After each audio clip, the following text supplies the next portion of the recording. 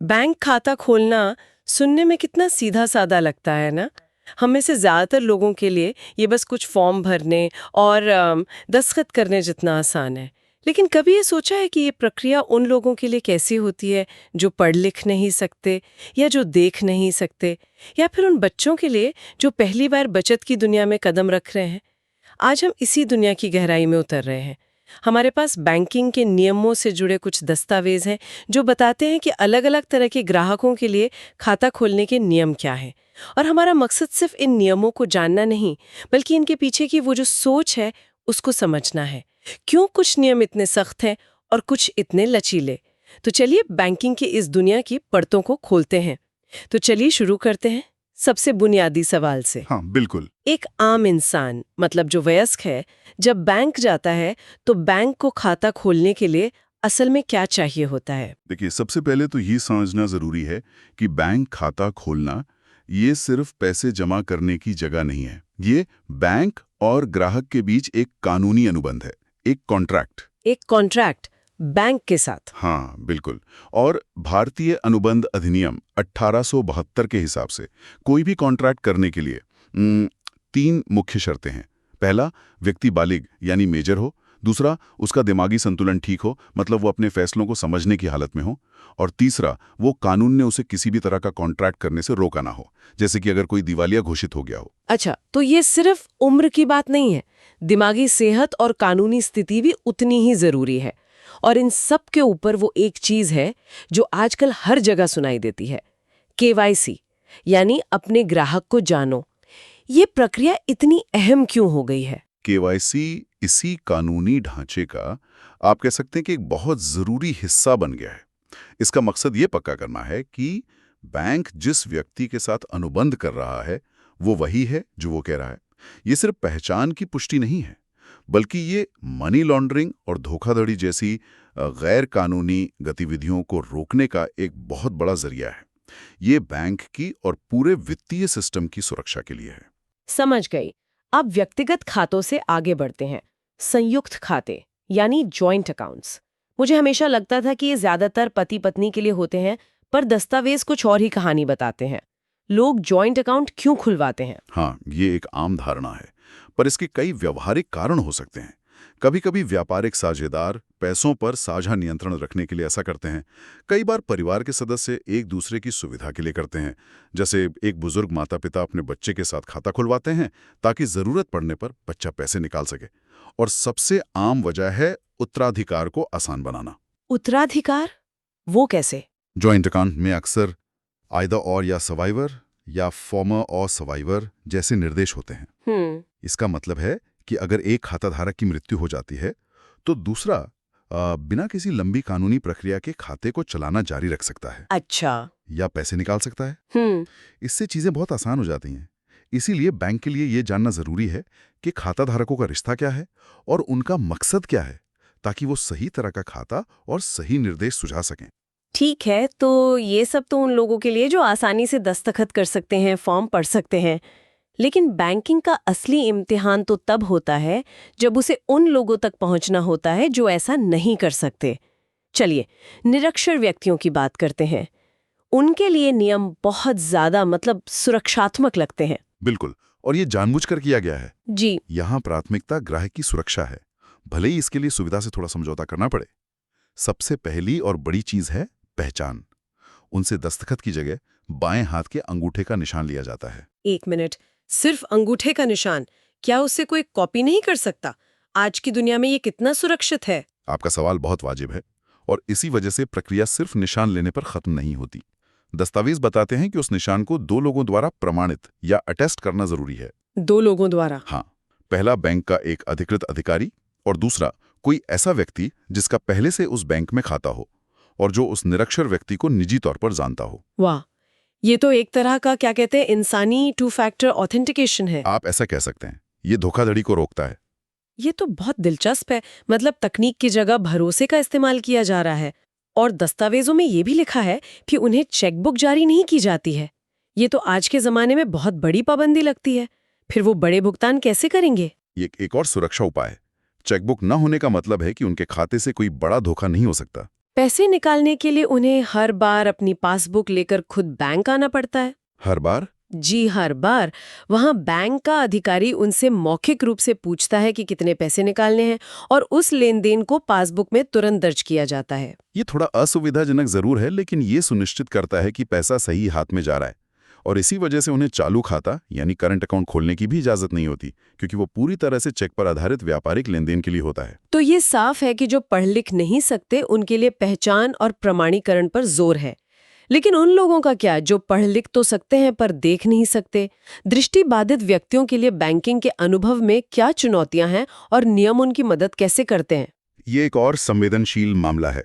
कानून किसी भी दृष्टिबाधित व्यक्ति को खाता खोलने से नहीं रोकता, लेकिन हाँ, दस्तावेज कहते हैं कि बैंकों को विशेष सावधानी बरतनी चाहिए। चुनौती यह है कि उनके हस्ताक्षर हर बार एक जैसे नहीं हो सकते और धोखाधड़ी का पता लगाना मुश्किल हो सकता है। साथ ही वो दूसरों पर निर्भर हो सकते हैं, जिससे जोखिम और बढ़ जाता है। तो ये विशेष सावधानी असल में है क्या? इसमें एक दुविधा भी तो है। एक तरफ बैंक उनकी सुरक्षा करना चाहता है, लेकिन दूसरी तरफ ज्यादा सवाल जवाब या प्रक्रियाएं वो उनकी निजता और स्वतंत्रता में दखल जैसी भी लग सकती हैं। आपने बिल्कुल सही नब्ज पकड़ी है। ये सुरक्षा और स्वायत्तता के बीच संतुलन बनाने की कोशिश है।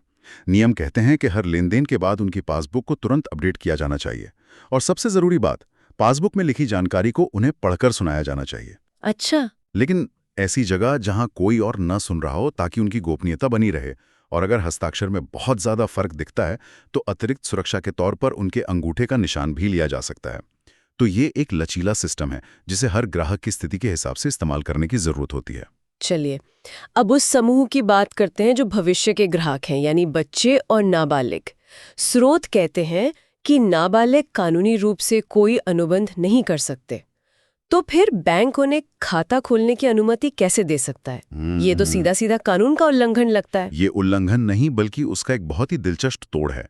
ये बात सही है कि इंडियन कॉन्ट्रैक्ट एक्ट के तहत एक नाबालिग किसी अनुबंध के लिए कानूनी तौर पर जिम्मेदार नहीं हो सकता, लेकिन कानून ये भी कहता है कि एक नाबालिग किसी अनुबंध का लाभार्थी यानी बेनिफिशियरी हो सकता है। लाभार्थी? हाँ, मतलब वो किसी अनुबंध से फायदा तो उठा सकता है, लेकिन उसके लिए बाध्य नहीं होगा।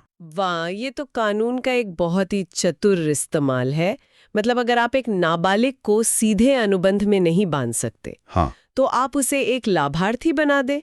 ये तो बैंकिंग सिस्टम की चतुराई दिखाता है कि कैसे नियमों के दायरे में रहकर भी वित्तीय समावेशन को बढ़ावा दिया जा सकता है। बिल्कुल। बैंक खाता, खासकर बचत खाता, इसी नजरिए से देखा जाता है। बैंक ये नहीं कह रहा कि वो बच्चे के साथ कोई बाध्यकारी समझौता कर रहा है, बल्कि वो उसे बचत करने की एक सुविधा दे रहा है जिसका फायदा उस बच्चे को ही मिलेगा।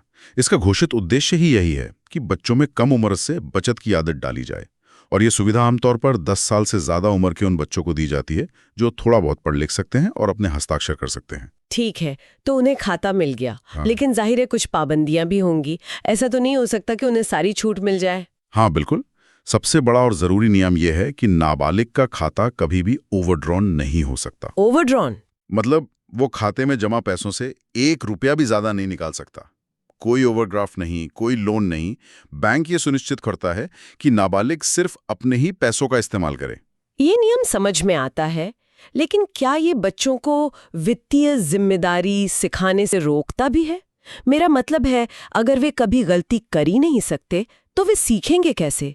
क्या दस्तावेज इस पहलू पर कुछ कहते हैं? ये एक बहुत अच्छा सवाल है, लेकिन यहाँ बैंक की भूमिका एक शिक्षक से ज्यादा एक संरक्षक की है। उसका पहला कर्तव्य नाबालिग के पैसों की सुरक्षा करना है, ना कि उसे नुकसान के जरिए सबक सिखाना। अभिभावक यानी माता या पिता खाता खुलवाने में मदद करते हैं, लेकिन उनकी शक्ति भी सीमित होती है। और जैसे ही वो बच्चा 18 साल का होता है, हाँ, अभिभावक का उस खाते को चलाने का अधिकार तुरंत खत्म हो जाता है। फिर उस नए वयस्क को बैंक को नए निर्देश देने होते हैं। एक और बात जिसने मुझे सच में चौंका दिया, दस्तावेज कहते हैं कि एक नाबालिग चेक भी जारी कर सकता है। ये सुनकर तो मुझे थोड़ी हैरानी हुई। ये तो किसी बच्चे के हाथ में क्रेडिट कार्ड देने जैसा लगता है। क्या इसमें बड़े जोखिम नहीं है? जोखिम तो है, और ये एक बड़ी जिम्मेदारी है, इसमें कोई शक नहीं। इसकी अनुमति नेगोशिएबल इंस्ट्रूमेंट्स एक्ट की धारा 26 के तहत मिलती है, जो एक नाबालिग को चेक बनाने और जारी करने का अधिकार देती है। हालांकि बैंक इस जोखिम को अच्छी तरह समझते हैं। तो वो क्या करते हैं? इसीलिए वो अक्सर ऐसे खातों पर कुछ सीमाएं लगा देते हैं। जैसे कि खाते में अधिकतम कितनी रकम रखी जा सकती है या एक दिन में कितने का लेन देन हो सकता है। ये पूरा सिस्टम नियंत्रण और संतुलन के साथ बनाया गया है, जो नाबालिग की उम्र और समझ के साथ विकसित होता है। तो जब हम इन सभी नियमों को एक साथ देखते हैं, संयुक्त खातों की सुविधा से लेकर निरक्षर व्यक्तियों के लिए बनाए गए कड़े सुरक्षा नियमों और नाबालिगों के लिए सोचे समझे कानूनी रास्तों तक, तो क्या बड़ी तस्वीर उभरती है? इन सब का निचोड़ क्या है? अगर हम इसे बड़ी तस्वीर से जोड़कर देखें तो ये सब 3 चीजों के बीच एक बहुत ही नाजुक संतुलन बनाने के बारे में है। पहला है वित्तीय समावेशन, यानी हर किसी को बैंकिंग सिस्टम के दायरे में लाना। दूसरा है कानूनी अनुपालन, यानी देश के कानून, खासकर कॉन्ट्रैक्ट एक्ट का पालन करना। और तीसरा और सबसे महत्वपूर्ण है जोखिम प्रबंधन, यानी ग्राहक और बैंक दोनों को धोखाधड़ी या किसी भी तरह के नुकसान से बचाना। मतलब हर नियम इन्हीं 3 स्तंभों पर टिका है? बिल्कुल। हमने जिस भी विशेष नियम पर चर्चा की वो इन्हीं 3 जरूरतों का एक समाधान है। एक निरक्षर व्यक्ति के लिए अंगूठे के निशान को 2 लोगों से प्रमाणित करवाना, ये जोखिम प्रबंधन का एक तरीका है। सही है। एक नाबालिग को लाभार्थी बनाकर खाता खोलने की अनुमति देना, वो समावेशन और कानूनी अनुपालन के बीच का रास्ता है। ये पूरा ढांचा दिखाता है कि बैंकिंग सिर्फ नंबरों का खेल नहीं है, ये समाज के हर तबके की जरूरतों और कमजोरियों को ध्यान में रखकर बनाया गया एक जटिल सिस्टम है। आज की इस बातचीत से ये तो साफ हो गया कि एक साधारण से दिखने वाले बैंक खाते के पीछे कितनी गहरी और बारीक सोच होती है। एक वयस्क की कानूनी परिभाषा से लेकर दृष्टिबाधित ग्राहकों के लिए बनाए गए सुरक्षा नियमों तक और बच्चों के पहले वित्तीय कदम तक। ये सच है। ये ढांचा इस तरह से डिजाइन किया गया है कि ये लोगों को सक्षम भी बनाए और उनकी सुरक्षा भी करे। ये बैंकिंग प्रणाली को ज्यादा से ज्यादा लोगों के लिए सुलभ और भरोसेमंद बनाने का एक निरंतर प्रयास है। आज की इस चर्चा को समाप्त करते हुए एक विचार मन में आ रहा है। ये सारे स्रोत उन नियमों पर ध्यान केंद्रित करते हैं जो बैंकों और नियामकों ने कमजोर ग्राहकों की सुरक्षा के लिए बनाए हैं। यह भविष्य के लिए एक सवाल खड़ा करता है।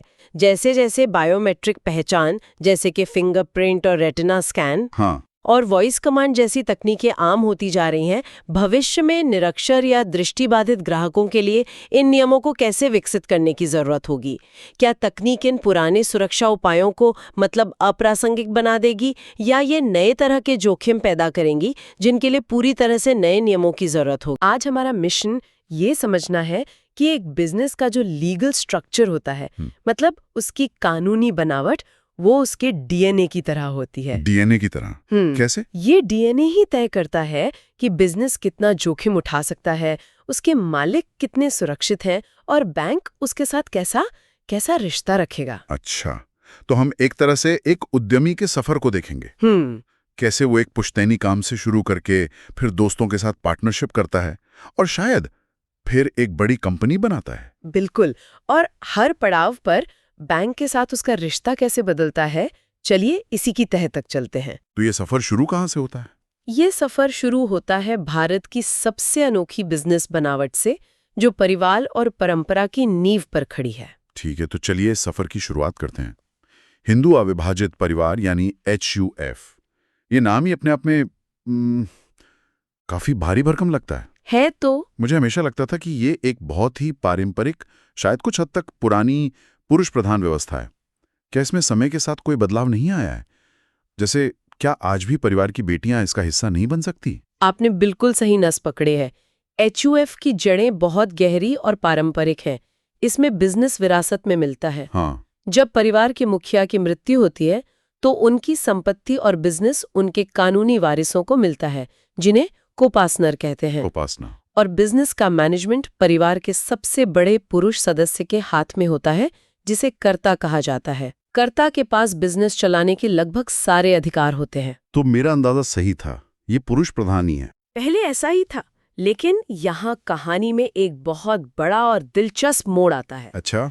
2005 में हिंदू उत्तराधिकार अधिनियम में एक संशोधन हुआ जिसने बेटियों को भी जन्म से बेटों के बराबर कोपार्टनर का दर्जा दे दिया, चाहे उनकी शादी हुई हो या नहीं। अरे वाह, ये तो एक क्रांतिकारी बदलाव था। बिल्कुल। और कर्ता के बारे में क्या वो हमेशा परिवार का सबसे बड़ा पुरुष ही होगा? चलिए एक मजेदार केस लेते हैं।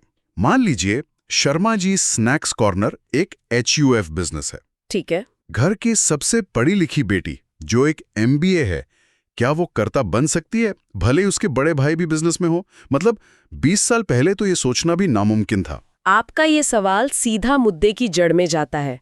2015 में दिल्ली हाई कोर्ट ने ठीक इसी तरह के एक मामले में श्रीमती सुजाता शर्मा बनाम श्री मनु गुप्ता केस में एक ऐतिहासिक फैसला दिया। तो क्या कहा कोर्ट ने? कोर्ट ने कहा कि अगर एक महिला परिवार की सबसे बड़ी सदस्य है तो वो भी कर्ता बन सकती है।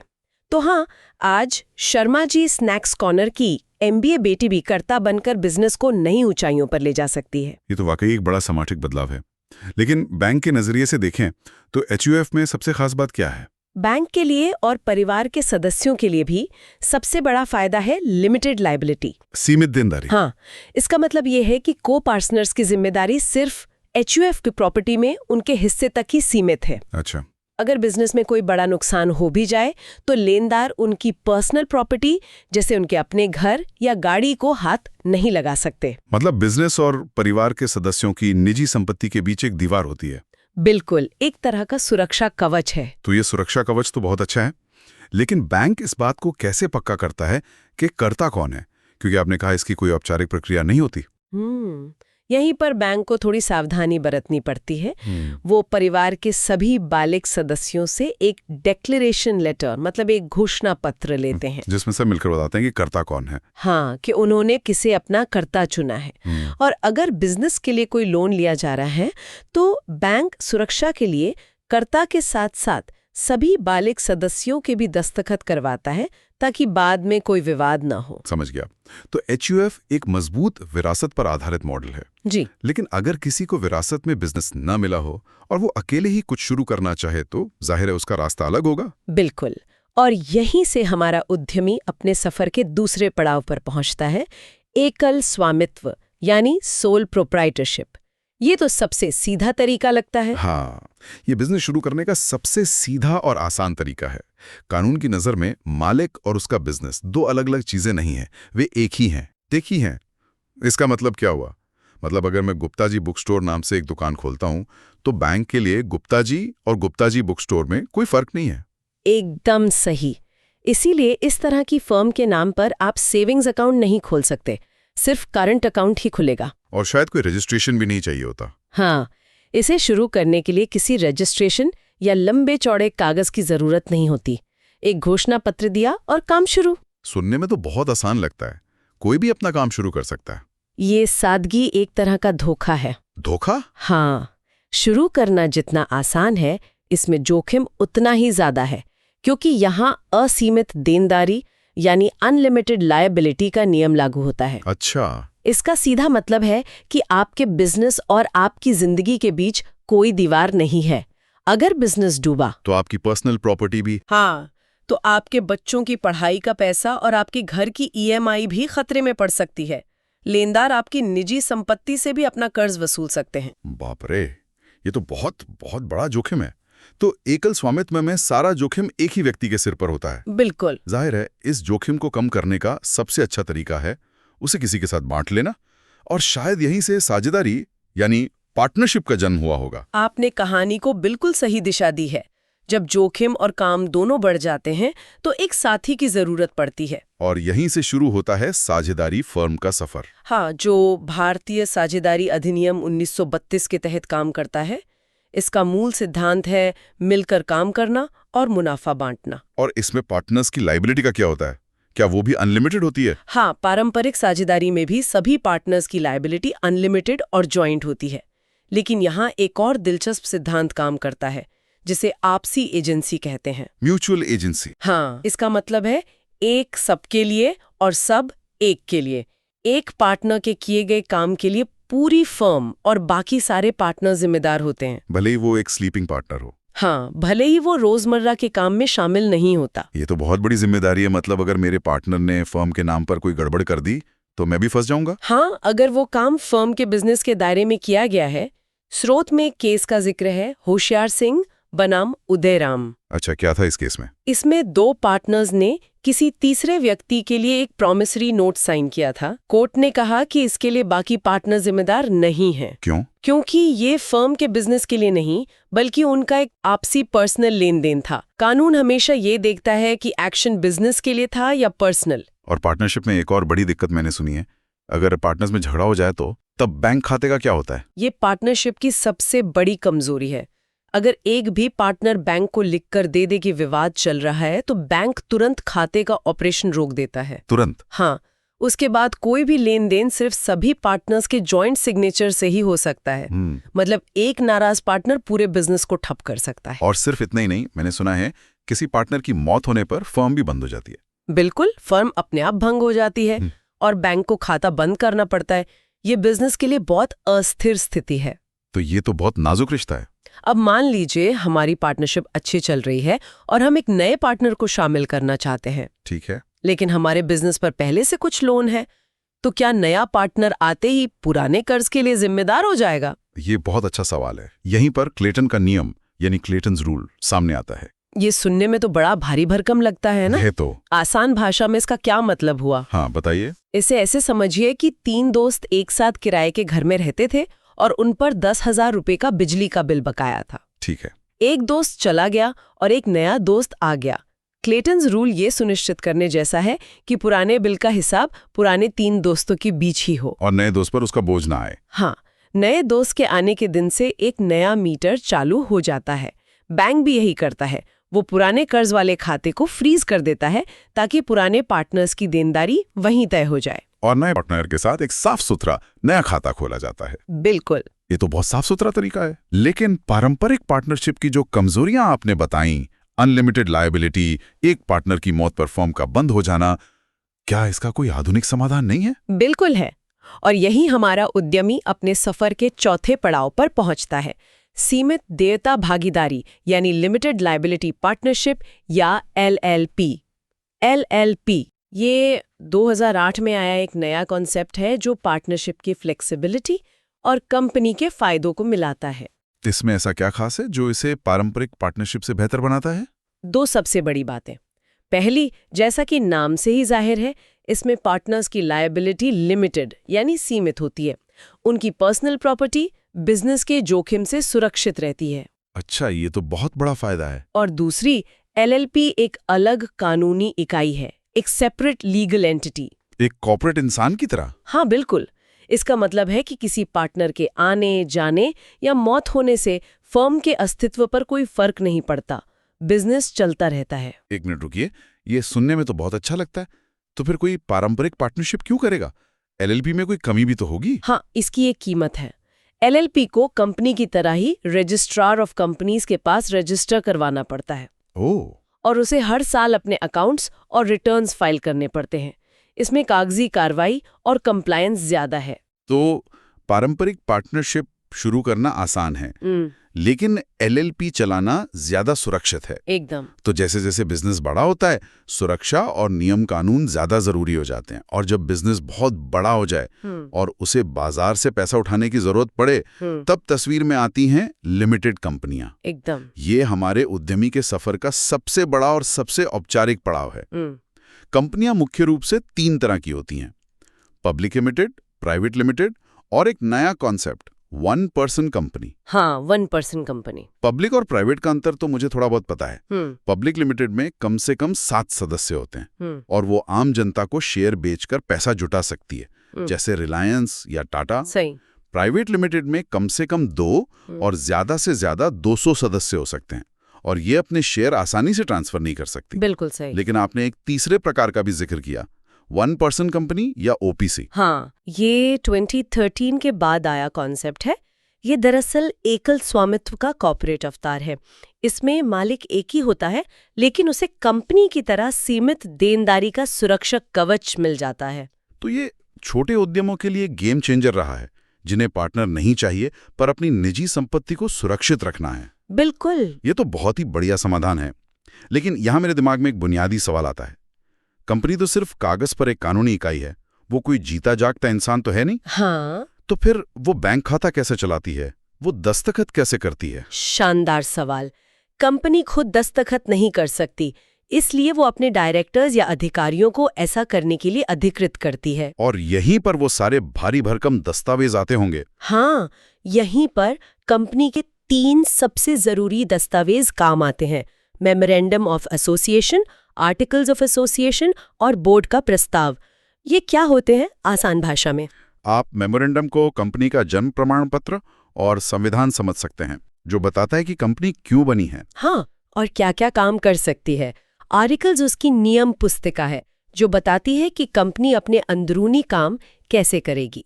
और बोर्ड रेजोल्यूशन वो आधिकारिक फैसला है जिसमें डायरेक्टर्स बैंक को चुनते हैं और बताते हैं कि कौन-कौन लोग खाते को ऑपरेट करेंगे। तो ये दस्तावेज ही बैंक को बताते हैं कि कंपनी की तरफ से कौन काम करेगा। शुरुआत में एक और जरूरी नियम का जिक्र है कि कंपनी के नाम का चेक कभी भी किसी डायरेक्टर या कर्मचारी के पर्सनल अकाउंट में जमा नहीं होना चाहिए।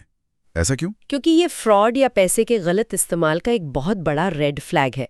अगर बैंक ऐसा होने देता है तो इसे कानून के नज़र में लापरवाही माना जाता है, और अगर कोई घोटाला होता है तो बैंक को जिम्मेदार ठहराया जा सकता है। तो ये बैंक के लिए बहुत बड़ा जोखिम है। बहुत बड़ा। और एक आखिरी सवाल, मान लीजिए चेक पर साइन करने वाले किसी डायरेक्टर की अचानक मौत हो जाती है, तो क्या बैंक उस चेक का पेमेंट रोक देगा? नहीं, बिल्कुल नहीं। बैंक को पेमेंट करना होगा। क्यों? क्योंकि खाता उस डायरेक्टर का नहीं बल्कि कंपनी का है, और कंपनी एक अमर इकाई है जब तक कि उसे कानूनी तौर पर बंद न कर दिया जाए। डायरेक्टर आते जाते रहते हैं पर कंपनी का अस्तित्व बना रहता है। तो इस सब का क्या मतलब है? हमने एक परिवार आधारित HUF से, जो परंपरा और खून के रिश्तों पर चलती है, से लेकर एक औपचारिक कॉर्पोरेट संरचना तक का सफर तय किया। हाँ, जो पूरी तरह से कानून और नियमों पर आधारित है। बिल्कुल। इन सब में एक सामान्य सूत्र यह है कि जैसे जैसे बिजनेस की बनावट ज्यादा जटिल होती जाती है, बिजनेस और उसके मालिकों के बीच का अलगाव बढ़ता जाता है। सही कहा। HUF में मालिक और बिजनेस लगभग एक हैं, जबकि कंपनी में वे पूरी तरह से अलग कानूनी इकाइयां हैं। और उसी के साथ बैंक द्वारा जरूरी दस्तावेज और औपचारिक प्रक्रियाओं का स्तर भी बढ़ता जाता है। HUF में एक घोषणा पत्र से काम चल सकता है, जबकि कंपनी के लिए संविधान, नियम पुस्तिका और बोर्ड के प्रस्ताव जैसी कई चीजें चाहिए। तो ये जानना सिर्फ बैंकर्स के लिए नहीं बल्कि किसी भी उस व्यक्ति के लिए जरूरी है जो कभी अपना काम शुरू करने का सपना देखता है। सही स्ट्रक्चर चुनना आपके सपने को हकीकत बनाने और उसे सुरक्षित रखने के बीच का फर्क हो सकता है। ये स्रोत हमें ये तो बताता है कि ये खाते कैसे खोले जाते हैं, लेकिन ये हमें सोचने पर मजबूर करता है कि क्यों ये संरचनाएं इस तरह विकसित हुईं। तो शुरुआत करते हैं सबसे आम और हमारे सबसे करीबी संस्थाओं से। क्लब, एसोसिएशन या ऐसी दूसरे समूह, ये वो संगठन हैं जो अक्सर सामाजिक या सांस्कृतिक मकसदों के लिए बनते हैं और जरूरी नहीं कि कानूनी तौर पर रजिस्टर्ड भी हों। बिल्कुल। और यहीं पर बात दिलचस्प हो जाती है। बैंक के लिए ऐसी किसी संस्था के साथ काम करने का पहला कदम होता है उनके बाय लॉज यानी उपनियमों की कॉपी मांगना। आप इसे उस संगठन का एक तरह का संविधान समझ सकते हैं। अच्छा। इसी से बैंक को पता चलता है कि संगठन की जो मैनेजमेंट कमेटी है उसके पास क्या अधिकार हैं, खासकर पैसे के लेन देन को लेकर। मतलब बैंक ये पक्का करना चाहता है कि खाता चलाने का अधिकार असल में है किसे और किसे नहीं है। एकदम सही। और ये सिर्फ अधिकार की बात नहीं है, ये जवाबदेही की भी बात है। बैंक ये भी बहुत ध्यान से देखता है कि खाते से जो पैसा निकल रहा है वो संगठन के काम के लिए ही इस्तेमाल हो रहा है। मान लीजिए क्लब के खाते से किसी सदस्य के नाम पर चेक कट रहा है तो बैंक उस पर सवाल उठा सकता है। अच्छा, ऐसा क्यों? अगर कमेटी ने ही वो पेमेंट मंजूर किया हो तो? क्योंकि बैंक का काम सिर्फ पैसे देना नहीं है बल्कि जमाकर्ता के हितों की रक्षा करना भी है। और यहाँ जमाकर्ता कौन है? पूरा क्लब। सीधी सी बात है, बैंक ये पक्का करना चाहता है कि क्लब का पैसा क्लब पर ही खर्च हो, कोई अपनी जेब ना भरे। ये नियम एक, आप कह सकते हैं, एक सेफ्टी नेट की तरह है जो संगठन के पैसे को किसी एक व्यक्ति के लालच या गलती से बचाता है। तो क्लब और एसोसिएशन में नियम थोड़े लचीले लगते हैं क्योंकि वो ज्यादातर आपसी भरोसे पर चलते हैं। लेकिन जब बात ट्रस्ट की आती है तो मामला तो कानूनी तौर पर बहुत गंभीर हो जाता होगा, क्योंकि यहाँ किसी और की संपत्ति की सुरक्षा की जिम्मेदारी है। बैंक इस जिम्मेदारी को कैसे देखता है? आपने बिल्कुल सही नब्ज पकड़ी है। ट्रस्ट के मामले में भरोसे का स्तर और कानूनी ढांचा दोनों ही बहुत ऊंचे होते हैं। यहाँ बैंक के लिए सबसे पवित्र दस्तावेज होता है ट्रस्ट डीड। ट्रस्ट डीड, ये सुनने में बहुत भारी लगता है। थोड़ा आसान भाषा में समझाएंगी? हाँ बिल्कुल, इसे ऐसे समझिए कि ट्रस्ट एक तिजोरी की तरह है। एक व्यक्ति जिसे लेखक कहते हैं इस तिजोरी को बनाता है, दूसरा व्यक्ति यानी ट्रस्टी इसकी चाबी संभालता है और इसका फायदा किसी तीसरे व्यक्ति लाभार्थी को मिलता है। ओके। और ट्रस्ट डीड वो यूजर मैनुअल है जिसमें साफ साफ लिखा होता है कि ये तिजोरी कब, कैसे और किसके लिए खुलेगी? बिल्कुल। बैंक इस यूजर मैनुअल को शब्द दर शब्द पढ़ता है। तो बैंक इसमें खास तौर पे क्या ढूंढता है? बैंक उन नियमों को देखता है जो ट्रस्टियों के अधिकारों पर कोई सीमा लगाते हैं। जैसे क्या एक ट्रस्टी अकेले पैसा निकाल सकता है, या फिर क्या कोई ऊपरी सीमा है कि एक बार में कितना पैसा निकाला जा सकता है। अगर ट्रस्ट डीड में लिखा है कि 2 ट्रस्टी मिलकर ही चेक साइन करेंगे, तो बैंक कभी भी एक अकेले ट्रस्टी को पेमेंट नहीं करेगा, चाहे कितनी भी इमरजेंसी क्यों ना हो। चाहे कितनी भी इमरजेंसी क्यों ना हो। नियम तो नियम है। और अगर मान लीजिए किसी एक ट्रस्टी की मृत्यु हो जाए तो क्या आप ट्रस्ट का काम रुक जाता है? ये एक बहुत अच्छा सवाल है। नहीं रुकता। बिल्कुल नहीं। ट्रस्ट एक अलग कानूनी इकाई है, वो किसी व्यक्ति पर निर्भर नहीं है। अगर किसी ट्रस्टी की मृत्यु हो जाती है या वो दिवालिया हो जाता है, तो अदालत नए ट्रस्टी की नियुक्ति कर सकती है। एक और दिलचस्प बात, ट्रस्टी अपनी जिम्मेदारी किसी और को सौंप नहीं सकते। मतलब वो ये नहीं कह सकते कि मेरी जगह मेरा भाई काम देख लेगा, जब तक कि ट्रस्ट डीड में इसकी खास इजाजत न हो। ये एक व्यक्तिगत जिम्मेदारी है जिसे आप किसी और को आउटसोर्स नहीं कर सकते। कमाल है। मतलब बैंक सिर्फ पैसे का हिसाब नहीं रखता, बल्कि हर संस्था के लिए एक तरह का पहरेदार भी है। क्लब के केस में वो नियमों का पहरेदार है और ट्रस्ट के केस में भरोसे का पहरेदार। बिल्कुल। इसीलिए एक और सख्त नियम है, ट्रस्ट के नाम पर आया चेक कभी भी किसी ट्रस्टी के व्यक्तिगत खाते में जमा नहीं हो सकता। अच्छा। हाँ, ये ट्रस्ट के पैसे और ट्रस्टी के अपने पैसे के बीच एक मजबूत दीवार खड़ी करता है ताकि कोई घालमेल ना हो सके। ट्रस्ट तो तब बनता है जब कोई जिंदा हो, लेकिन क्या होता है जब किसी की मृत्यु हो जाती है और उनकी संपत्ति का मैनेजमेंट करना हो? मुझे लगता है वहां बैंक की भूमिका और भी ज्यादा संवेदनशील हो जाती होगी। हाँ, वहां संवेदनशीलता और भी बढ़ जाती है, क्योंकि जिस व्यक्ति की संपत्ति है वो अब ये बताने के लिए मौजूद नहीं है कि उसके पैसों का क्या करना है। यहीं पर एग्जीक्यूटर और एडमिनिस्ट्रेटर की भूमिका आती है। इन दोनों में क्या फर्क है? सुनने में तो एक जैसे लगते हैं। फर्क बहुत बुनियादी है। एग्जीक्यूटिव वो व्यक्ति होता है जिसे मृतक ने अपनी वसीयत में, मतलब अपनी विल में खुद चुना होता है, जिस पर वो भरोसा करते थे। जी। वहीं एडमिनिस्ट्रेटर को अदालत तब नियुक्त करती है जब किसी व्यक्ति की मृत्यु बिना वसीयत लिखे हो जाती है। एक को व्यक्ति चुनता है, दूसरे को कानून। तो इनका बैंक खाता कैसे खुलता है? क्या ये सामान्य खाते की तरह ही होता है? नहीं, बिल्कुल नहीं। ये बहुत ही विशिष्ट खाता होता है।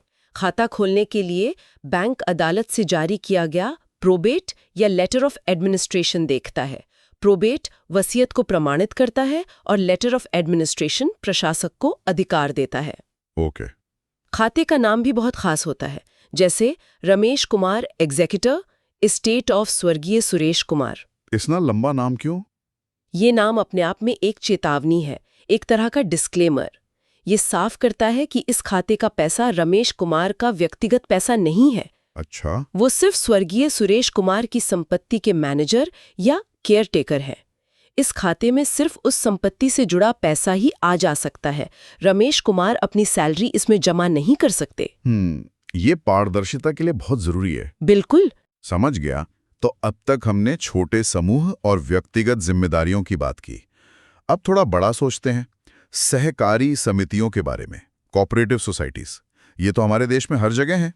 इनके लिए क्या अलग है? सहकारी समितियों का मामला क्लब से ज्यादा औपचारिक और ट्रस्ट से थोड़ा अलग होता है। यहाँ बैंक सबसे पहले समिति के नियमों और उपनियमों की जांच करता है, लेकिन एक खास चीज देखता है। क्या? ये कि क्या समिति को किसी कमर्शियल बैंक में खाता खोलने की इजाजत भी है या नहीं। एक मिनट, इजाजत क्यों नहीं होगी? कोई भी कहीं भी खाता खोल सकता है? ऐसा लगता है, पर हमेशा ऐसा होता नहीं है। कुछ राज्यों में सहकारी समितियों पर यह पाबंदी होती है कि वे अपना खाता सिर्फ किसी सहकारी बैंक यानी कोऑपरेटिव बैंक में ही खोल सकती हैं। सच में? हाँ, अगर उन्हें किसी बड़े कमर्शियल बैंक में खाता खोलना है तो उन्हें रजिस्ट्रार ऑफ कोऑपरेटिव सोसाइटीज से खास अनुमति लेनी पड़ती है। लेकिन ऐसा क्यों? ये तो उनके विकल्प सीमित करने जैसा हुआ। इसके पीछे का विचार सहकारी आंदोलन को मजबूत करना है। तर्क ये है कि सहकारी समितियों का पैसा सहकारी बैंकों में ही रहना चाहिए ताकि वो पैसा फिर से दूसरी समितियों के काम आ सके। हालांकि जैसा आपने कहा, इससे कभी-कभी समितियों के लिए बेहतर बैंकिंग सुविधाओं तक पहुंचना मुश्किल हो जाता है। और खाता चलाने के नियम क्या हैं? क्या यहाँ भी सभी के हस्ताक्षर लगते हैं? नहीं, यहाँ एक दिलचस्प संतुलन बनाया गया है। खाता खोलने का जो प्रस्ताव पास होता है उसके लिए आमतौर पर 3 लोगों के हस्ताक्षर चाहिए, अध्यक्ष, सचिव और कोषाध्यक्ष। ठीक है। लेकिन खाते को रोजमर्रा में चलाने के लिए अध्यक्ष के साथ सचिव या कोषाध्यक्ष में से किसी एक के हस्ताक्षर ही काफी होते हैं। देखिए, तो खाता खोलने के लिए तो तीनों चाहिए, लेकिन चलाने के लिए सिर्फ 2। इसमें कोई जोखिम नहीं है? क्या ऐसा नहीं हो सकता कि 2 लोग मिलकर कुछ गड़बड़ कर दें? आपका सवाल बिल्कुल जायज है। ये जोखिम और सुविधा के बीच का एक समझौता है।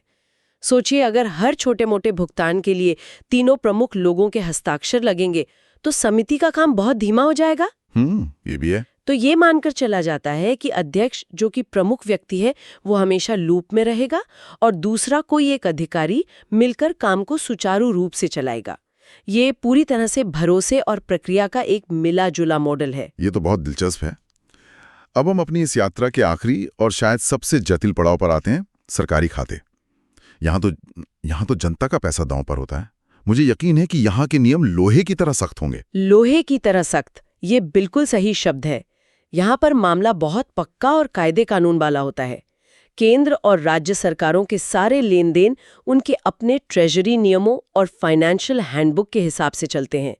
बैंक यहाँ, आप कह सकते हैं, सरकार का एक एजेंट की तरह काम करता है, पैसा लेना, देना और भेजना। तो भुगतान की प्रक्रिया कैसे काम करती है? क्या कोई सरकारी अधिकारी सीधे बैंक को चेक भेजकर पेमेंट करवा सकता है? सामान्य मामलों में नहीं। यहाँ एक डबल चेक सिस्टम काम करता है। भुगतान के लिए जो चालान होता है उसे पहले ट्रेजरी या सब ट्रेजरी ऑफिस से पास करवाना पड़ता है। अच्छा। आप इसे एक डबल लॉक सिस्टम की तरह समझ सकते हैं। पहला लॉक ट्रेजरी ऑफिस में खुलता है, जहां वो चेक करते हैं कि क्या ये खर्चा जायज है और नियमों के अनुसार है। उसके बाद ही बैंक, जो कि दूसरा लॉक है, उस पेमेंट को रिलीज करता है। और हमारे सोर्स में लिखा है कि ये पास किए गए चालान सिर्फ 10 दिनों के लिए वैध होते हैं। सिर्फ 10 दिन। सरकारी कामकाज की जो रफ्तार हम जानते हैं, उसमें 10 दिन तो बहुत कम लगते हैं। क्या ये नियम प्रक्रिया को और धीमा नहीं कर देता? यह नियम असल में प्रक्रिया को सुरक्षित बनाने के लिए है, धीमा करने के लिए नहीं। सोचिए, अगर एक पास किया हुआ चालान महीनों तक वैध रहे तो उसके खोने, दुरुपयोग होने या धोखाधड़ी का खतरा कितना बढ़ जाता है। सही बात है। 10 दिन की समय सीमा ये सुनिश्चित करती है कि काम फटाफट हो और कोई भी पेंडिंग पेमेंट ज्यादा समय तक सिस्टम में न अटका रहे। ये एक तरह का अनुशासन लाता है। एक और चीज का जिक्र है, पर्सनल डिपॉजिट अकाउंट। ये नाम से तो किसी का निजी खाता लगता है। क्या ये कोई अपवाद है? इसका नाम वाकई थोड़ा भ्रामक है। ये किसी भी अधिकारी का निजी खाता नहीं होता। तो फिर? यह एक विशेष व्यवस्था है। कुछ सरकारी विभाग जैसे वन विभाग या पीडब्ल्यूडी, जिन्हें बहुत नियमित और तत्काल खर्चों की जरूरत पड़ती है, उन्हें महालेखाकार मतलब अकाउंटेंट जनरल के दफ्तर से सीधे बैंक में खाता चलाने की इजाजत मिलती है। ऐसा क्यों? उन्हें ट्रेजरी के रास्ते से छूट क्यों दी गई है? इसे एक उदाहरण से समझिए। सोचिए, जंगल में कहीं आग लग गई और वन विभाग को तुरंत मजदूरों को भुगतान करने या सामान खरीदने के लिए पैसे चाहिए। वो ट्रेजरी की लंबी प्रक्रिया का इंतजार नहीं कर सकते। यह पर्सनल डिपॉजिट अकाउंट इसी तरह की इमरजेंसी या रोजमर्रा के जरूरी कामों के लिए बनाया गया है, ताकि काम रुके नहीं। अच्छा, तो आज की इस बातचीत से ये साफ हो गया कि अलग-अलग संस्थाओं के लिए बैंक खाते खोलने के नियम सिर्फ कागजी कार्रवाई नहीं है। नहीं, हर नियम के पीछे एक मजबूत तर्क है जो उस संस्था की बनावट, उसके उद्देश्य और उसकी जवाबदेही से जुड़ा है। बिल्कुल। इसका सार ये है कि बैंकिंग सिस्टम में हर नियम का एक ही मकसद है, पारदर्शिता, जवाबदेही और सबसे बढ़कर पैसे की सुरक्षा। चाहे वो एक छोटा सा सोशल क्लब हो जहां आपसी भरोसे की बात है, या एक बड़ा सरकारी विभाग जहां जनता के पैसे की सुरक्षा का सवाल है। बैंक के लिए ये जानना सबसे जरूरी है कि वो किसके साथ काम कर रहे हैं और उस पैसे का मैनेजमेंट कैसे किया जाएगा। आज हम भारतीय रिजर्व बैंक यानी आरबीआई के उन नियमों की गहराई में उतरने वाले हैं जो बैंकों में करंट अकाउंट खोलने से जुड़े हैं, खासकर उन कारोबारियों के लिए जिन्होंने बैंकिंग सिस्टम से किसी तरह का कर्ज लिया है। हमारे पास बैंकिंग के सिद्धांतों पर एक गाइड से कुछ बहुत जरूरी हिस्से हैं और हमारा मिशन है इन जटिल नियमों की परतें खोलना और ये समझना कि आखिर ये क्यों बनाए गए। कुछ साल पहले तक एक नो ऑब्जेक्शन सर्टिफिकेट या एनओसी का सिस्टम चलता था। सुनने में तो ये काफी सीधा साधा लगता था, लेकिन अगस्त 2020 में आरबीआई ने इसे पूरी तरह बदल दिया और एक नया ज्यादा बारीक सिस्टम लागू कर दिया। तो सवाल ये उठता है कि उस पुराने एनओसी सिस्टम में ऐसी क्या कमी थी कि आरबीआई को इतना बड़ा बदलाव लाना पड़ा? ये बहुत अच्छा सवाल है, क्योंकि यहीं से मतलब पूरी कहानी शुरू होती है। एनओसी सिस्टम की सबसे बड़ी कमी ये थी कि वो एक वन टाइम प्रक्रिया थी। मान लीजिए एक कंपनी ने बैंक ए से लोन लिया और वहीं करंट अकाउंट खोल लिया। अब अगर उसे बैंक बी में एक और अकाउंट खोलना है तो वो बैंक ए से एक एनओसी ले लेती थी, बस काम खत्म। अच्छा। इसके बाद बैंक ए को पता ही नहीं चलता था कि उस कंपनी ने आगे चलकर बैंक सी, डी और ई में कितने और अकाउंट खोल लिए हैं। फंड्स को ट्रैक करना लगभग नामुमकिन हो जाता था। अच्छा, तो मतलब एक बार एनओसी मिल गई, उसके बाद कंपनी के पैसों का लेन देन कहाँ हो रहा है, इस पर पहले वाले बैंक का कोई कंट्रोल ही नहीं रहता था। ये तो फंड्स की हेराफेरी, जिसे साइफरिंग कहते हैं, उसके लिए खुला दरवाजा था। बिल्कुल यही हो रहा था। कंपनियां एक प्रोजेक्ट के लिए लोन लेती थीं और फिर कई सारे करंट अकाउंट्स के जाल के जरिए उस पैसे को कहीं और इस्तेमाल कर लेती थीं, जैसे अपनी दूसरी कंपनी में लगाना या फिर कई बार तो शेयर बाजार में भी। आरबीआई ने इसी समस्या को, आप कह सकते हैं, जड़ से पकड़ने के लिए नए नियम बनाए। तो चलिए इन नए नियमों को समझते हैं। सबसे आसान स्थिति से शुरू करते हैं। उन लोगों या कंपनियों का क्या जिन्होंने किसी भी शेड्यूल्ड कमर्शियल बैंक या पेमेंट बैंक से कोई कर्ज नहीं लिया है, उनके लिए क्या नियम है? उनके लिए आरबीआई ने कोई पाबंदी नहीं लगाई है। वो पूरी तरह आजाद हैं, किसी भी बैंक में करंट अकाउंट खोल सकते हैं। बस बैंक को अपनी बोर्ड से जो मंजूर नीतियां हैं उनके हिसाब से जरूरी जांच पड़ताल करनी होती है, जिसे हम ड्यू डिलिजेंस कहते हैं। इसमें एक दिलचस्प बात यह है कि अगर किसी ने सिर्फ एनबीएफसीज या कोऑपरेटिव बैंकों से लोन लिया है तो भी उन पर ये नियम लागू नहीं होते। अच्छा। हाँ, पाबंदियां सिर्फ तब शुरू होती हैं जब आप शेड्यूल्ड कमर्शियल बैंकों या पेमेंट बैंकों से क्रेडिट सुविधा लेते हैं। ठीक है, ये तो साफ है, मतलब नो लोन नो प्रॉब्लम। लेकिन असली खेल तो तब शुरू होता है जब कोई बिजनेस बैंकिंग सिस्टम से पैसा उठाता है। यहीं पर आरबीआई की नई सोच सामने आती है ना? हाँ बिल्कुल, यहीं से नियमों की जटिलता और उनका जो असली मकसद है वो समझ में आता है। आरबीआई ने कर्जदारों को मोटे तौर पर दो श्रेणियों में बांटा है। पहली, वे कंपनियां जिनके पास कैश क्रेडिट यानी सीसी या ओवरड्राफ्ट ओडी जैसी वर्किंग कैपिटल की सुविधा है, और दूसरी वे कंपनियां जिनके पास सीसीओडी नहीं है लेकिन उन्होंने मान लीजिए टर्म लोन जैसा कोई और कर्ज लिया है। तो पहले सीसीओडी वालों की बात करते हैं। सोर्स में एक खास रकम का बार बार जिक्र है, 5 करोड़ रुपए। ये एक तरह की लक्ष्मण रेखा लगती है। इस रकम से कम और ज्यादा होने पर क्या फर्क पड़ता है? या को सरल रखा जाए तो अगर किसी का बैंकिंग सिस्टम से कुल एक्सपोजर यानी कुल कर्ज 5 करोड़ से कम है तो उस पर करंट अकाउंट खोलने पर कोई पाबंदी नहीं है। वो किसी भी बैंक में अकाउंट खोल सकता है। मतलब छोटे कारोबारियों के लिए ज्यादा सिरदर्द नहीं। उनसे बस एक अंडरटेकिंग, एक तरह का वादा लिया जाता है कि जब भी आपका लोन 5 करोड़ के पार जाएगा आप बैंक को बता देंगे। ये तो एक तरह से भरोसे पर आधारित सिस्टम हुआ। सही कहा, भरोसे पर। लेकिन जैसे ही कोई इस 5 करोड़ की सीमा को पार करता है, नियम एकदम सख्त हो जाते हैं। अब वो कारोबारी अपना मुख्य करंट अकाउंट सिर्फ उसी बैंक में रख सकता है जिसका उसके कुल कर्ज में कम से कम 10% हिस्सा हो। 10%? ये तो बहुत खास नियम है। इसका मतलब आरबीआई सीधे सीधे ये कह रहा है कि भाई जिस बैंक का पैसा सबसे ज्यादा दांव पर लगा है, पैसों की निगरानी का हक भी उसी का है। पर एक मिनट, क्या इससे छोटे बैंकों के लिए बड़े ग्राहकों को आकर्षित करना मुश्किल नहीं हो जाएगा? हो सकता है कोई छोटा बैंक बेहतर सर्विस दे रहा हो, लेकिन क्योंकि उसका लोन का हिस्सा 10% से कम है, वो उस कंपनी का मेन अकाउंट नहीं खोल पाएगा। आपका सोचना बिल्कुल सही है। ये एक तरह का ट्रेड ऑफ है। यहाँ आरबीआई ने वित्तीय अनुशासन और स्थिरता को, आप कह सकते हैं, बैंकों के बीच की खुली प्रतिस्पर्धा से ऊपर रखा है। उनका तर्क ये है कि जिस बैंक का स्किन इन द गेम यानी जोखिम सबसे ज्यादा है, उसी के पास कंपनी के कैश फ्लो की सबसे साफ तस्वीर होनी चाहिए। सही बात है। अगर पैसा 10 अलग अलग अकाउंट्स में बटा होगा तो कोई भी बैंक पूरी कहानी नहीं देख पाएगा, और जो दूसरे बैंक उस कंपनी को लोन दे रहे हैं वे सिर्फ कलेक्शन अकाउंट खोल सकते हैं। कलेक्शन अकाउंट, इसका क्या मतलब हुआ? कलेक्शन अकाउंट का मतलब है कि उस अकाउंट में पैसा सिर्फ जमा हो सकता है, निकाला नहीं जा सकता। अच्छा, और जो भी पैसा उसमें जमा होगा उसे 2 कामकाजी दिनों के अंदर मुख्य सीसीओडी अकाउंट में ट्रांसफर करना ही होगा। तो सारा पैसा घूम फिर कर एक ही जगह इकट्ठा होगा। बिल्कुल, जहां मुख्य बैंक उस पर नजर रख सके।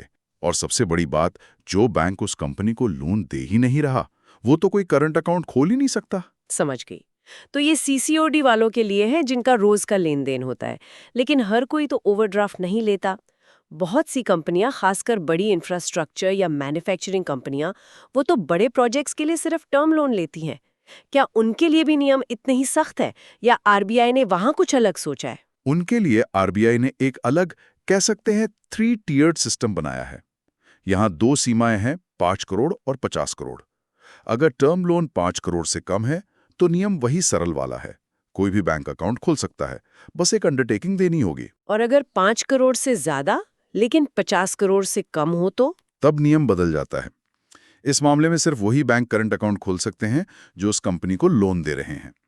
जो बैंक लोन नहीं दे रहे हैं वे सिर्फ कलेक्शन अकाउंट खोल सकते हैं। अच्छा, वही कलेक्शन अकाउंट वाला फंडा। हाँ, जहां पैसा सिर्फ जमा होगा और फिर मुख्य अकाउंट में भेज दिया जाएगा। और 50 करोड़ से ऊपर की बड़ी मछलियों के लिए तो यकीनन नियम और भी कड़े होंगे। हाँ, ये नियंत्रण का सबसे ऊंचा स्तर है। अगर एक्सपोजर 50 करोड़ या उससे ज्यादा है तो एक एस्क्रो मैकेनिज्म बनाना अनिवार्य हो जाता है। एक खास एस्क्रो अकाउंट बनाया जाता है जिसे एक एस्क्रो मैनेजिंग बैंक संभालता है, और सिर्फ वही बैंक उधारकर्ता का मुख्य करंट अकाउंट खोल सकता है। बाकी सभी बैंक, चाहे वो लोन दे रहे हो या नहीं, सिर्फ कलेक्शन अकाउंट खोलेंगे जिनका सारा पैसा तय समय पर मुख्य एस्क्रो अकाउंट में जाएगा। वाह, तो मतलब 50 करोड़ से ऊपर के लोन पर आरबीआई कंपनी के पूरे कैश फ्लो को एक तरह से एक पारदर्शी ताला लगे बक्से में डाल देता है। और जिसकी चाबी मुख्य बैंक के पास होती है। ये तो पैसों की गलत इस्तेमाल को रोकने का बहुत ही मजबूत तरीका है। बिल्कुल, ये क्रेडिट डिसिप्लिन का आप कह सकते हैं चरम है। इससे ये पक्का हो जाता है कि जिस प्रोजेक्ट के लिए लोन लिया गया है, पैसा उसी पर खर्च हो। सोर्स में ये भी साफ लिखा है कि टर्म लोन का पैसा जहां तक मुमकिन हो सीधे सप्लायर या वेंडर को ही दिया जाना चाहिए, ना कि कंपनी के करंट अकाउंट में डालकर। मकसद साफ है, पैसे के रास्ते में कोई भटकाव ना हो। ये नियम सुनने में बहुत सख्त लगते हैं, लेकिन कुछ ऐसे बिजनेस भी तो होते हैं जहां कानूनन ही अलग अकाउंट रखना जरूरी होता है, जैसे रियल एस्टेट में रेरा कानून है। क्या आरबीआई ने ऐसी स्थितियों के लिए कोई छूट दी है? हाँ, आरबीआई ने इसका पूरा ध्यान रखा है। कुछ खास तरह के अकाउंट्स को इन नियमों से छूट दी गई है, क्योंकि उन पर पहले से ही किसी और कानून का नियंत्रण होता है। जैसे आपने रेरा का जिक्र किया, हाँ। तो रियल एस्टेट प्रोजेक्ट्स के लिए बने अकाउंट्स को छूट है, क्योंकि कानून कहता है कि घर खरीदने वालों से मिला 70% पैसा उसी अकाउंट में रखना है। और किस किस तरह के अकाउंट्स हैं इस लिस्ट में? इसमें पेमेंट एग्रीगेटर्स और प्रीपेड पेमेंट इंस्ट्रूमेंट जैसे मोबाइल वॉलेट जारी करने वालों के नोडल या एस्क्रो अकाउंट शामिल हैं। इसके अलावा आईपीओ, एफपीओ, डिविडेंड पेमेंट या शेयर बायबैक जैसे कामों के लिए जो खास अकाउंट खोले जाते हैं, उन्हें भी छूट है। इसी तरह टैक्स या दूसरे सरकारी शुल्क जमा करने के लिए जो ऑथराइज बैंकों में अकाउंट खोले जाते हैं, वो भी इन नियमों के दायरे से बाहर हैं। सोर्स में प्रोजेक्ट स्पेसिफिक अकाउंट्स की भी बात है, क्या वो भी खोले जा सकते हैं? हाँ, अगर कोई कंपनी किसी खास प्रोजेक्ट पर काम कर रही है और उस प्रोजेक्ट के लिए उसने कोई सीसीओडी सुविधा नहीं ली है, तो बैंक उस प्रोजेक्ट के कैश फ्लो पर नजर रखने के लिए एक अलग करंट अकाउंट खोल सकता है। लेकिन शर्त यह है कि जैसे ही प्रोजेक्ट पूरा हो, उस अकाउंट को बंद करना होगा। ठीक है, तो हमने क्रेडिट और लोन से जुड़े इन बड़े और जटिल नियमों को समझ लिया। अब इस सोर्स में एक और छोटी सी लेकिन रोजमर्रा की बैंकिंग से जुड़ी दिलचस्प बात भी है। ये अकाउंट खोलने के लिए तस्वीर लेने के नियमों के बारे में है। सुनने में ये बहुत मामूली बात लगती है, पर इसके भी नियम काफी साफ हैं। और इसमें पर्दानिशी महिलाओं का भी जिक्र है। हाँ, ये केवाईसी यानी अपने ग्राहक को जाने प्रक्रिया का एक बहुत अहम हिस्सा है। नियम बहुत साफ हैं। सभी जमाकर्ताओं की तस्वीर लेना जरूरी है, चाहे वो भारत में रहते हों या विदेश में। पर्दानशी महिलाओं को शामिल करने का मकसद यही है कि नियम सबके लिए बराबर हों और किसी भी आधार पर कोई छूट न दी जाए, जिससे पहचान पुख्ता हो सके। आज के डिजिटल जमाने में क्या हमें बैंक जाकर फिजिकल फोटो खिंचवानी पड़ती है? नहीं, अब ऐसा जरूरी नहीं है। सोर्स साफ कहता है कि वीडियो केवाईसी या डिजिटल केवाईसी प्रक्रिया में जो लाइव फोटो ली जाती है, वो भी पूरी तरह मान्य है। अच्छा। लेकिन एक जरूरी बात यह है कि किसी पहचान पत्र जैसे आधार या पैन कार्ड की फोटोकॉपी वो तस्वीर की जगह इस्तेमाल नहीं की जा सकती। असली तस्वीर या लाइव तस्वीर ही चाहिए। क्या इस नियम से किसी को छूट भी मिलती है? हाँ, कुछ संस्थाओं को छूट है, जैसे बैंक, स्थानीय प्राधिकरण और सरकारी विभागों को। जॉइंट अकाउंट के मामले में सभी खाताधारकों की तस्वीर लगती है। अगर कोई पार्टनरशिप फर्म है तो सभी पार्टनर्स की, और अगर माइनर का अकाउंट है और उसकी उम्र 10 साल से ज्यादा है तो माइनर और उसके गार्जियन दोनों की तस्वीर लगती है। तो आज हमने देखा कि कैसे आरबीआई ने पुराने, कह सकते हैं कमजोर एनओसी सिस्टम को हटाकर एक बहुत ही इलैबोरेट और जोखिम पर आधारित ढांचा तैयार किया है, और इसका एक ही लक्ष्य है, बैंकिंग सिस्टम में वित्तीय अनुशासन को मजबूत करना। इसका मूल सिद्धांत बहुत सरल है। कोई ग्राहक बैंकिंग सिस्टम से जितना ज्यादा उधार लेता है, उसके पैसों के लेन देन पर उतनी ही ज्यादा निगरानी और नियंत्रण रखा जाएगा। ये एक तरह का रिस्क मैनेजमेंट सिस्टम है जो न सिर्फ बैंकों को बचाता है बल्कि पूरी अर्थव्यवस्था को बड़े वित्तीय घोटालों से सुरक्षित रखने में मदद करता है। ये नियम पक्का करते हैं कि जिस काम के लिए पैसा लिया गया है वह उसी पर खर्च हो। लेकिन ये मुझे सोचने पर मजबूर करता है, ये पूरा सिस्टम पारंपरिक बैंकिंग के लिए बनाया गया है, जहां लोन देने वाले बैंक होते हैं और लेने वाली कंपनियां। आज की डिजिटल और तेजी से बदलती अर्थव्यवस्था में भविष्य में ये नियम कैसे विकसित होंगे, खासकर जब हम डिसेंट्रलाइज्ड फाइनेंस यानी डीफाई या फिर गिग इकोनॉमी जैसे नए मॉडल्स को देखते हैं जो उधार की इन पारंपरिक श्रेणियों में आसानी से फिट नहीं होते। क्या आरबीआई को इनके लिए बिल्कुल नए सिरे से सोचना होगा? ये एक दिलचस्प सवाल है। सोचिए 2008 का साल है। दुनिया की सबसे बड़ी वित्तीय कंपनियों में से एक लेमन ब्रदर्स दिवालिया हो जाती है, और अचानक दुनिया भर के रेगुलेटर्स के, आप कह सकते हैं, हाथ पांव फूल जाते हैं। क्यों? इसलिए नहीं कि एक कंपनी डूब गई, बल्कि इसलिए कि किसी को ये पता ही नहीं था कि उस एक कंपनी के डूबने का असर कहां-कहां और कितना गहरा पड़ेगा। ये एक तरह का वित्तीय अंधेरा था, एक फॉग ऑफ वॉर, जहां किसी को नहीं पता था कि कौन किससे कितना जुड़ा है। इसी अंधेरे को दूर करने के लिए एक रोशनी की जरूरत थी, एक टूल जो इस उलझे हुए जाल को सुलझा सके। और वहीं से जन्म हुआ एक 20 अंकों के कोड का, लीगल एंटिटी आइडेंटिफायर या LEI। आज हमारे पास जो दस्तावेज हैं वो इसी कोड की कहानी बताते हैं। ये क्या है, इसे कौन इस्तेमाल करता है, और भारत में रिजर्व बैंक इसे कैसे देश की वित्तीय व्यवस्था की नसों में उतार रहा है। तो चलिए इस कहानी की गहराई में उतरते हैं। बिल्कुल, आपने फॉग ऑफ वॉर का जो जिक्र किया वो एकदम सटीक है। LLI उस अंधेरे में एक तरह का GPS या फ्लैशलाइट है। इसका मकसद बहुत साफ है, हर कंपनी को, चाहे वो दुनिया के किसी भी कोने में हो, एक यूनिक ग्लोबल पहचान देना, ताकि अगली बार जब कोई संकट आए तो रेगुलेटर्स को ये समझने में महीने न लगे कि खतरा कहाँ छुपा है। ठीक है, तो इस GPS को थोड़ा और समझते हैं। ये लीगल एंटिटी आइडेंटिफायर या LEI आखिर है क्या? सुनने में बहुत टेक्निकल लगता है तो टेक्निकल, लेकिन इसका कॉन्सेप्ट मतलब बहुत सिंपल है। LLI एक 20 डिजिट का अल्फान्यूमेरिक कोड है। इसे आप कंपनियों और संस्थाओं के लिए एक ग्लोबल आधार कार्ड या पासपोर्ट समझ सकते हैं। जैसे आपका आधार नंबर पूरे भारत में आपकी पहचान है, वैसे ही LLI कोड किसी कंपनी की पूरी दुनिया में वित्तीय पहचान है। ये बताता है कि आप कौन हैं और आप किसके मालिक हैं। आप किसके मालिक हैं, ये वाला हिस्सा दिलचस्प है। मतलब ये सिर्फ कंपनी की पहचान नहीं बल्कि उसके मालिकाना हक की भी जानकारी रखता है। हाँ, और यही इसकी सबसे बड़ी ताकत है। LEI डेटाबेस में सिर्फ कंपनी का नाम और पता नहीं होता, उसमें यह भी दर्ज होता है कि उसकी पेरेंट कंपनी कौन है और उसकी सब्सिडरी कौन है। 2008 में यही तो सबसे बड़ी मुश्किल थी। लेमन ब्रदर्स की हजारों सब्सिडरियां थीं और किसी को नहीं पता था कि कौन सी कंपनी किससे जुड़ी है। LEI इसी उलझन को सुलझाता है। ये एक तरह से कंपनियों का एक वैश्विक फैमिली ट्री बना देता है। ये तो कमाल है। तो इस ग्लोबल फैमिली ट्री को मैनेज कौन करता है? इसका कोई ग्लोबल बॉस भी तो होगा? हाँ, इसके लिए एक ग्लोबल नियामक संस्था है, global legal entity identifier foundation या GLEIF। ये एक नॉन प्रॉफिट संस्था है जिसे G20 देशों ने मिलकर बनाया था। अब मजे की बात यह है कि GLEIF खुद कोड जारी नहीं करता। इसे आप ऐसे समझिए कि ये ग्लोबल हेड ऑफिस है जो दुनिया भर में लोकल ऑपरेटिंग यूनिट्स यानी LOUs को लाइसेंस देता है। ये LOUs एक तरह की लोकल फ्रेंचाइजी हैं जो असल में कोड जारी करने का काम करते हैं। तो मतलब एक ग्लोबल बॉस है GLIF जो अलग अलग देशों में लोकल फ्रेंचाइजीज मतलब LOUs को लाइसेंस देता है LEI जारी करने के लिए। क्या इससे प्रोसेस में कोई दिक्कत नहीं आती, जैसे कि वो अलग अलग देशों में अलग अलग स्टैंडर्ड्स होना? आपने एकदम सही नस पकड़ी है। लेकिन GLIF इसी बात को सुनिश्चित करता है कि दुनिया भर में स्टैंडर्ड एक ही रहे। वो हर एलओयू को मान्यता देने से पहले उसकी पूरी जांच पड़ताल करता है ताकि डेटा की क्वालिटी और विश्वसनीयता बनी रहे। भारत में ये काम legal entity identifier India limited यानी LEIL करता है। ये क्लियरिंग कॉर्पोरेशन ऑफ इंडिया मतलब CCIL की ही एक कंपनी है और भारत के लिए आधिकारिक LOU है। अच्छा, तो अगर आज भारत में किसी कंपनी को LEI चाहिए तो ये प्रोसेस कितना मुश्किल है? क्या ये एक और सरकारी चक्कर जैसा है या फिर आसान है? हमारे स्रोतों में प्रोसेस की डिटेल तो नहीं है, लेकिन आमतौर पर यह एक ऑनलाइन प्रक्रिया है। कंपनी को अपनी बेसिक जानकारी देनी होती है, जैसे रजिस्ट्रेशन डिटेल्स, पता और डायरेक्टर्स की जानकारी। इसके साथ एक फीस भी लगती है। एक बार कोड मिल जाने के बाद उसे हर साल रिन्यू करवाना पड़ता है ताकि जानकारी अपडेटेड रहे। ये कोई बहुत बड़ा बोझ नहीं है, लेकिन हाँ, एक ज़रूरी कंप्लायंस ज़रूर है। चलिए, ये तो समझ आ गया कि LEI क्या है और कैसे काम करता है। अब आते हैं सबसे ज़रूरी सवाल पर। हमारे स्रोतों के हिसाब से RBI भारत में इसे बहुत आक्रामक तरीके से लागू कर रहा है।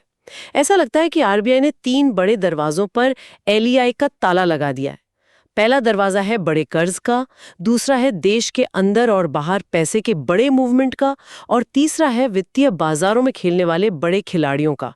क्या मैं सही समझ रही हूँ? वाह, आपने इसे बात अच्छे से समेटा है। ये बिल्कुल सही तरीका है इसे देखने का। चलिए पहले दरवाजे यानी बड़े कर्ज की बात करते हैं। RBI ने साफ कर दिया है कि अगर कोई भी कंपनी, ध्यान रहे सिर्फ कंपनियां, व्यक्ति नहीं, किसी भी बैंक या NBFC से कुल मिलाकर 5 करोड़ रुपए या उससे ज्यादा का लोन लेती है तो उसे LEI लेना ही होगा। एक मिनट, कुल मिलाकर का मतलब अगर एक कंपनी ने 5 अलग-अलग बैंकों से 1-1 करोड़ का लोन लिया है तो भी उसे बिल्कुल, तो भी उसे LEI लेना पड़ेगा। यही इसका सबसे महत्वपूर्ण पहलू है। RBI चाहता है कि बैंकों को ये पता चले कि जिस कंपनी को वो लोन दे रहे हैं उसका कुल जोखिम कितना है, चाहे उसने कहीं से भी लोन लिया हो। ये पारदर्शिता पहले कभी संभव नहीं थी और इसे लागू करने के लिए RBI ने एक चरणबद्ध योजना बनाई है। हाँ, हमारे स्रोतों में इसकी समय सीमा दी गई है। 25 करोड़ से ज्यादा के लोन वालों के लिए ये 2023 में ही हो गया। 10 से 25 करोड़ वालों के लिए अप्रैल 2024 तक का समय था और अब 5 से 10 करोड़ वालों के लिए अप्रैल 2025 की डेडलाइन है। तो इसका मतलब ये भी है कि 2025 तक RBI के पास लगभग हर उस कंपनी का डेटा होगा जिसने 5 करोड़ से ज्यादा का लोन लिया है। ये तो पूरे कॉर्पोरेट लेंडिंग सिस्टम का एक तरह से एक्सरे बनाने जैसा है। एकदम सही शब्द है, एक्सरे। रेगुलेटर्स अब देख सकेंगे कि कौन सा सेक्टर ज्यादा जोखिम भरा है या कौन सी कंपनी अपनी क्षमता से ज्यादा लोन ले रही है, और इस नियम को सख्ती से लागू भी किया जा रहा है। मान लीजिए कोई कंपनी इस डेडलाइन तक LEI नहीं लेती तो क्या होगा? कोई जुर्माना लगेगा? जुर्माना तो बहुत छोटी बात है, नियम इससे कहीं ज्यादा सख्त हैं। स्रोत साफ कहते हैं कि अगर किसी मौजूदा कर्जदार के पास LEI नहीं है तो बैंक उसे कोई नया लोन नहीं दे सकते, यहां तक कि उसके पुराने लोन को रिन्यू या बढ़ा भी नहीं सकते। मतलब बड़े लोन के मामले में वित्तीय सिस्टम से आपका कनेक्शन ही कट जाएगा। बाप रे, ये तो बहुत सख्त नियम है। और ये सख्ती इसीलिए जरूरी है क्योंकि 2008 में रेगुलेटर्स को यही नहीं पता चल पा रहा था कि लीमन ब्रदर्स का पैसा कहां-कहां फंसा है। अगर उस समय LEI होता तो शायद तस्वीर कुछ ही घंटों में साफ हो जाती, महीनों में नहीं। ये सख्ती उसी सबक का नतीजा है। ठीक है, तो ये था पहला दरवाजा, बड़े कर्ज। अब दूसरे दरवाजे पर आते हैं, पैसे का बड़ा मूवमेंट। हाँ, RBI ने कहा है कि 50 करोड़ रुपए या उससे ज्यादा का कोई भी ट्रांजैक्शन अगर RTGS या NEFT के जरिए होता है तो भेजने वाली और पाने वाली दोनों संस्थाओं के पास LEI होना अनिवार्य है। एक मिनट, ये तो बहुत बड़ा बदलाव है। इसका मतलब अगर टाटा स्टील JSW स्टील को 50 करोड़ का पेमेंट करती है तो अब ट्रांजैक्शन में दोनों कंपनियों को अपना LEI कोड डालना होगा। ये तो मनी ट्रेल को ट्रैक करने के लिए एक जबरदस्त टूल है। जबरदस्त टूल है। ये कॉर्पोरेट भुगतानों में अभूतपूर्व पारदर्शिता लाता है। इसी तरह फीमा कानून के तहत अगर कोई भारतीय कंपनी विदेश में 50 करोड़ या उससे ज्यादा का कोई लेन देन करती है, चाहे वो निवेश हो या व्यापार, तो भी LEI जरूरी है। तो देश के अंदर और देश के बाहर दोनों तरफ के बड़े मनी फ्लो पर अब LEI की नजर है। अरे वाह, मतलब कर्ज से लेकर पेमेंट और विदेशी लेन देन तक ऐसा लगता है कि RBI किसी भी बड़ी वित्तीय गतिविधि को बिना LEI के छोड़ना ही नहीं चाहता। इसका दायरा तो वाकई बहुत बड़ा है। तो तीसरा दरवाजा था बाजारों का। हाँ, वित्तीय बाजार, खासकर ओवर द काउंटर यानी OTC बाजार, जहां दो पार्टियां सीधे एक दूसरे से सौदा करती हैं, जैसे कि करेंसी और इंटरेस्ट रेट डेरिवेटिव्स में। इन बाजारों में पारदर्शिता की और भी ज्यादा जरूरत होती है। इसलिए इनमें हिस्सा लेने वाले सभी कॉर्पोरेट प्रतिभागियों के लिए LEI अनिवार्य कर दिया गया है। और सरकारी बॉन्ड बाजार का क्या? वहां तो बहुत बड़े बड़े खिलाड़ी होते हैं, विदेशी फंड्स भी। बिल्कुल। RBI द्वारा विनियमित बाजार जैसे सरकारी प्रतिभूति बाजार और मुद्रा बाजार में भी 20 करोड़ रुपए से ज्यादा की नेटवर्थ वाले सभी प्रतिभागियों के लिए, व्यक्तियों को छोड़कर, LEI जरूरी है। और जैसा आपने कहा, ये नियम अनिवासी संस्थाओं पर भी लागू होता है। तो सिंगापुर में बैठा कोई हेज फंड अगर भारत के सरकारी बॉन्ड खरीदना चाहता है तो उसे भी LEI लेना होगा। मकसद साफ है, भारत के वित्तीय बाजारों में कारोबार करने वाले हर बड़े खिलाड़ी की एक ग्लोबल पहचान होनी चाहिए। ये तो सच में बहुत व्यापक है। ऐसा लगता है कि लगभग हर बड़ी वित्तीय गतिविधि को इसके तहत लाया जा रहा है। लेकिन क्या ये छोटी और मझोली कंपनियों के लिए एक और कंप्लायंस का बोझ नहीं है? उन्हें अपना बिजनेस चलाना है या इन सब कोड्स और नियमों के चक्कर में पड़ना है? यह एक बहुत ही जायज सवाल है। शुरुआत में इसे एक बोझ की तरह देखा जा सकता है, लेकिन इसके फायदे भी हैं। एक बार किसी कंपनी के पास LEI आ जाता है तो उसके लिए किसी नए बैंक के साथ खाता खोलना या लोन लेना आसान हो जाता है, क्योंकि उसकी पहचान और क्रेडिट हिस्ट्री को वेरीफाई करना बहुत तेज हो जाता है। यह वैश्विक व्यापार में भी मदद करता है। तो छोटी अवधि में यह एक काम जरूर है, लेकिन लंबी अवधि में यह कारोबार करने में आसानी लाता है।